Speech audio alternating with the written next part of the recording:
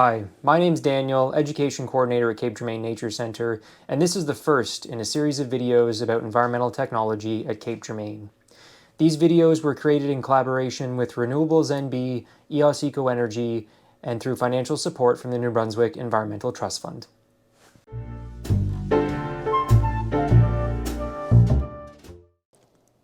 I'm currently standing in the lobby of the Interpretation Centre at Cape Jourimain Nature Centre. In this first video, I'd like to provide a bit of background context about Cape Jourimain, specifically what makes it unique and why it was designed with sustainable technologies in mind. This will serve as a primer for the other videos, in which I will talk more in depth about the specific technologies that have been implemented here. Cape Jourimain is located in the southeast corner of New Brunswick, directly adjacent to the Northumberland Strait. It's the historic crossing place between mainland Canada and Prince Edward Island, and is one of the landing points for the Confederation Bridge, which you can see in front of me outside of the window. Unbeknownst to many, Cape Jourimain is comprised of 2 islands, of which the Nature Centre is located on the outermost, and you can see these here on the map in front of me. Cape Jourimain is also a federally protected national wildlife area, which is administered by Environment and Climate Change Canada. Cape Jourimain National Wildlife Area was established in 1980 to protect species and habitat, primarily native and migratory birds, which rely on the area's marshlands.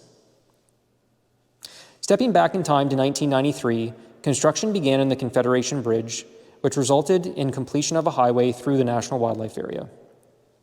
It was anticipated that this would lead to a significant amount of traffic and tourism interest in Cape Jourimain, so an advisory committee was established to explore what opportunities might be available.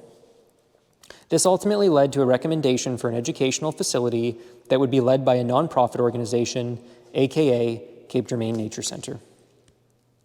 Now, there were quite a few considerations at play when designing the Nature Centre.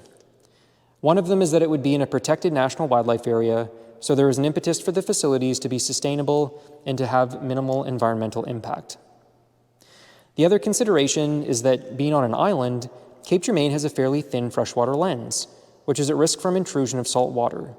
So there is a desire to strategically manage the amount of water that the buildings would use. It was these considerations, in addition to the educational value of showcasing cutting-edge environmental technologies, that resulted in the Nature Centre being designed through the lens of sustainability and conservation. The overall design of the buildings was led by Architects 4, a local company based in Moncton, and the final product included 5 key environmental technologies: geothermal heating and cooling, solar thermal, rainwater collection, composting toilets, and grey water recycling.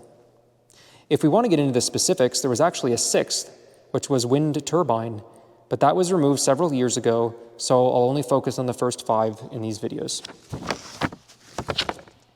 In addition to these technologies, there was also an overriding design philosophy aimed at connecting the buildings with the local environment and imbuing them with a natural look and feel.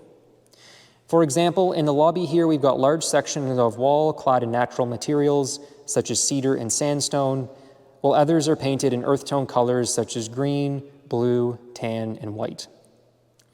Above me, this section of ceiling is painted blue and designed with a dynamic curve reminiscent of a wave, which links to the coast and Cape Jourimain's location along the Northumberland Strait.